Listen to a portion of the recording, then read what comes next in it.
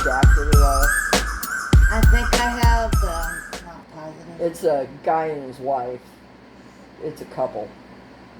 And they're always, oh, this is going to happen, and then it never happens. It's, I got tired of that after a while.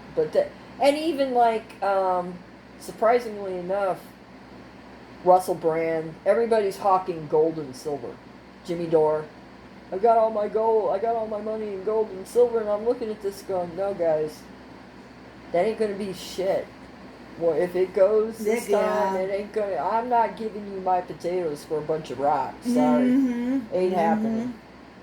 So no, don't put your money in gold and silver. Put your money in land and build a place to live. That's where your money should be going.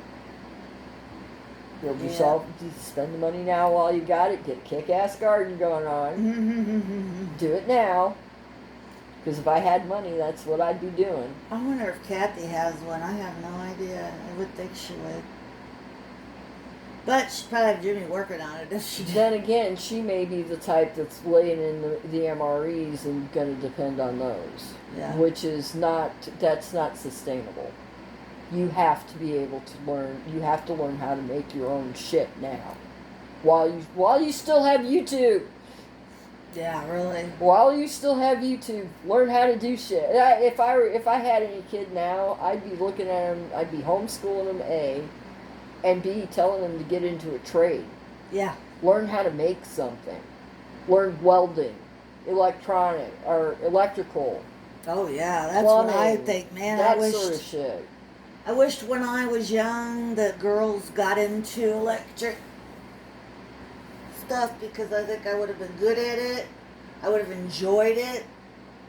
But that just wasn't something that was on my radar when I was 18 years old. It was, you're going to go to college, you're going to blah, blah. Yeah. See, I'm looking at it now going, I don't even now, I can't say what I wish I would have gotten into because I can't make a decision on what would have been the right one, you know. Well, I think, yeah, there's probably several. Like, I thought about welding because of my grandfather was a welder. He got to retire early back in the freaking, 40s, 30s? See, I enjoyed soldering. But I did a few times than anybody ever let me do it. See, I'm just, also I have the physical aspect because I've never been really able to lift much of anything. I was when I was young, that's what I'm saying. I mean, I couldn't do hairdressing now, but back then I could have stood on my feet. But, well, and you wouldn't be standing on your feet all day either. I mean, that's another one of those things that it's, you sit when you get the chance, you know? If you're waiting, you sit. If you take your time, you do what you need to do. But I would have loved it. I would have enjoyed it.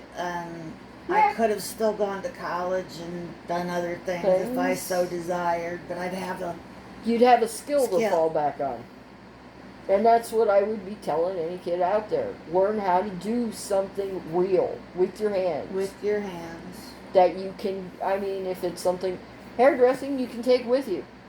Once you have a set of tools, you can pack it up and take it with you. Kathy never did actually do it. She got certified, went to school, got certified, and then she ended up going to college instead of not actually being. But at least if she ever had to fall back on it, she would have had it. Absolutely. You know? And we need to start looking at making jobs that work with your body realistic. There need to be fucking breaks throughout the day if you're hauling stuff and things. Back in the real world, when we were doing farming, they took frequent breaks. If you were out in the field, you didn't work that entire time. You had a big lunch, you sat around for a little while, then you got up and went back to it. And that's what one of the things I hated about customer service rep, and not at home. Even at home they did it, but at the brick and mortar, it was like until you hit that button on that phone that said stop, bink, bink, bink, in your ear, and an email saying, why aren't you answering that line? and the supervisor's looking behind you over your shoulder. Why aren't you answering that line? Because I'm still typing from the last one. You know,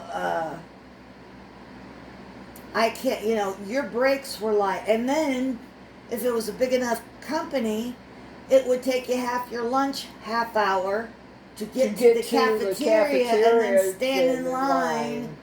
I remember there was a Are You Being Served episode about that. Oh, yeah? Where they were saying their lunch shouldn't start until they're seated at the table with their lunch. And they're like, all right. The management was like, all right, well, your break will start when you get your lunch. So they brought out a little trolley with a crappy soup and served them at their station. That would be it, too. It's like, yeah, okay.